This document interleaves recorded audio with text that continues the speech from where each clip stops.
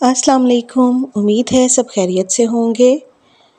हर घर का डेली का एक ही मसला कि आज क्या पकाएं।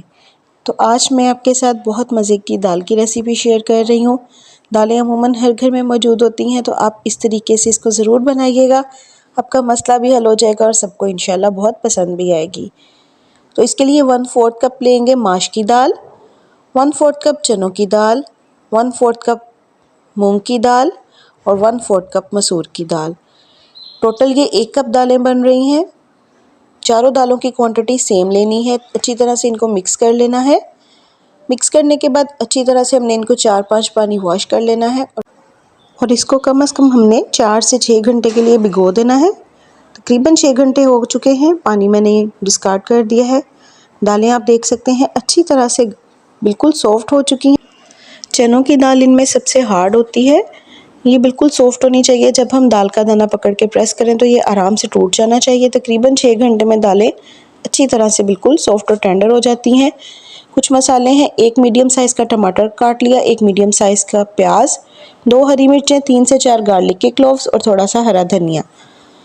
दाल को पैन में डालेंगे जिसमें भी आपने इसको कुक करना है और दालों से हमने इसमें तकरीबन 4 गुना पानी डालना है। 1 कप दाल थी तो मैंने इसमें 4 कप पानी के शामिल किए। नमक डालेंगे आपके टेस्ट के मुताबिक, 1 टेबलस्पून रेड चिली फ्लेक्स और ½ टीस्पून हल्दी।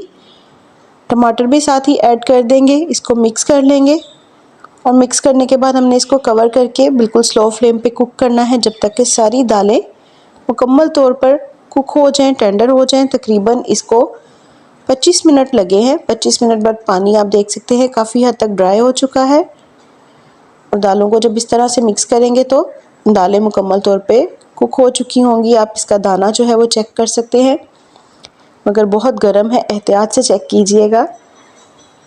तो दालें सॉफ्ट हो गई हैं। अब हमने क्या करना है कि दालों को हमने हल्का हल्का सा मैश करना है। मूंग मसूर की दाल चूँकि बहुत जल्दी कुक हो जाती है, ये तो खुद ब खुद ही दाना इसका ख़त्म हो जाता है, लेकिन माश की और चनों की दाल को हल्का हल्का सा हमने चमचे के साथ ही मैश करते जाना है।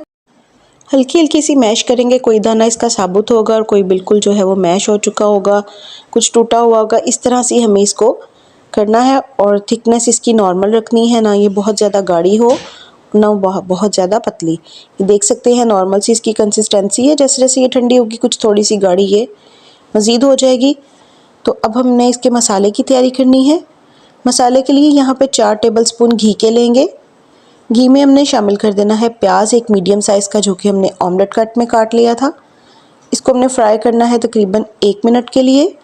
तब तक चैनल को नए देखने वाले सब्सक्राइब कर दें। रेसिपी अच्छी लगे तो लाइक और शेयर ज़रूर कीजिएगा। रेसिपी को ज़रूर ट्राई कीजिएगा। दाल हर घर में बनती है तो इंशाल्लाह आपको ये पसंद आएगी। 1 मिनट बाद हमने इसमें गार्लिक के क्लोव्स जो कि काटे हैं बारीक बारीक वो भी शामिल कर देने हैं। अच्छी तरह से इसको फ्राई करना है जब तक कि हल्का सा गोल्डन होना शुरू हो जाए। 3 मिनट लगे हैं। उसके बाद मैंने 2 टेबलस्पून यहाँ पे दही शामिल की। फ्लेम हमने बिल्कुल स्लो कर देनी है और साथ ही हमने यहाँ पे शामिल कर देना है 1 टीस्पून भर के ज़ीरा, ½ टीस्पून भर के गरम मसाला पाउडर और 2 बारीक कटी हुई हरी मिर्चें डाल के हल्का सा मिक्स करेंगे कि दही जो हमने शामिल की है उसका पानी ड्राई हो जाए।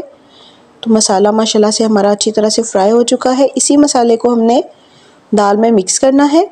मिक्स करने के बाद स्लो फ्लेम पे हमने इसको 2 से 4 मिनट के लिए कुक करना है कि मसालों का फ्लेवर दाल में अच्छी तरह आ जाए। तो दाल हमारी मिक्स हो चुकी थी। अब आपने जिस भी बर्तन में इसको सर्व करना है उसमें डालेंगे और जो एंड वाला काम है वो हमने सर्विंग बाउल में ही करना है। तो दाल हमने मिट्टी के बर्तन में डाली, इसमें खूबसूरत भी लगती है और गरम गरम हम इसको सर्व करेंगे। ऊपर हमने बारीक कटा हुआ हरा धनिया शामिल करना है। 2 से 3 चुटकी अजवाइन है, इसको हाथ से ही मसल के हमने इसके ऊपर डाल देना है। अजवाइन के साथ दाल बहुत जल्दी हज़म हो जाती है और कोई गैस्ट्रिक इशू नहीं होता। 4 टेबलस्पून देसी घी को फुल गरम कर लेना है और ऊपर से हमने वो ऐड करना है। तो गरम गरम दाल हमारी रेडी है। आप इसको गरम गरम चपातियों के साथ सर्व करें, इंशाल्लाह आपको पसंद आएगी। दुआ में याद रखिएगा। अल्लाह हाफिज़।